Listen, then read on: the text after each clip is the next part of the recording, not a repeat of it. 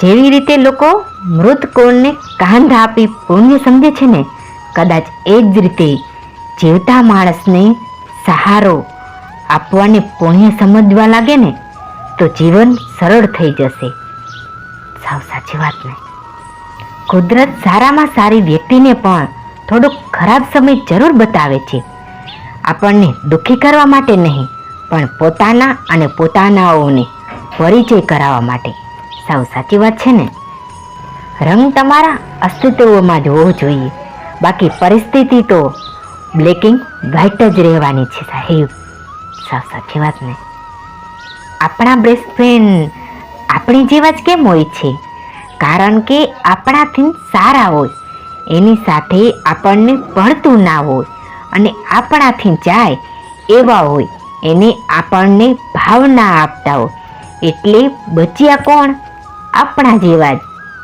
એકવાર નદીએ મહાદેવને કહ્યું, હું તમને દુનિયામાં ફેરવું છું અને તમે કાચબાને કેમ મારાથી આગળ સ્થાન આપ્યું? ત્યારે મહાદેવે કહ્યું કે જેમાં ધીરજ અને શાંતિ હોય ને તેને આગળ સ્થાન મળે છે. સાવ સાચી વાત છે ને, સમજજો. પુસ્તક અને માણસને વાંચતા શીખો. પુસ્તક પાસેથી જ્ઞાન મળશે અને માણસ પાસેથી અનુભવ. આ દુનિયાનું સૌથી મોટું ટેલેન્ટ છે ખુદને શાંત રાખવું. પરિસ્થિતિ ભલે ગમે તે હોય, આપેલું વચન અને કામ આવેલું માણસ, આ બે વસ્તુઓને જિંદગીમાં ક્યારેય ના ભૂલવી મિત્રો.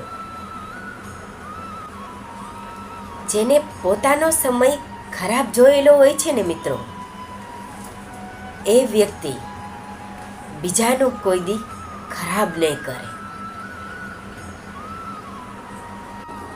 દુનિયામાં ગમે તેટલી વધુ કિંમત વસ્તુ હોય, પરંતુ ઊંઘ, આનંદ અને શાંતિથી વધુ કિંમત કંઈ જ નથી. સાચું હોય ને એને મોઢા પર જ કેવું સાહેબ. નહીતર લોકો એવું સમજી બેસે છે કે આને કંઈ ખબર જ નથી પડતી. સાચી વાત ને. એવું નથી કે રંગ કલરમાં જ હોય. ગરજ કે કામ પત્યા પછી માણસના રંગ પણ ફરી જાય છે. સાવ સાચી વાત ને. હદથી વધારે સીધો હોવું પણ સારું નથી, કારણ કે જંગલમાં સૌથી પહેલા સીધા વૃક્ષને જ કાપવામાં આવે છે. શું સાચી વાત ને. કોઈનું ખરાબ કરી પોતાનું સારું થશે એવું ક્યારેય વિચારવું નહીં, કેમ કે સમય એકવાર સાથ આપશે, કર્મ નહીં. સમજજો. ઈશ્વરનો આભાર માનવાની ટેવ પાડજો. જિંદગીનો ઘણો ભાર ઓછો થઈ જશે. સાચું.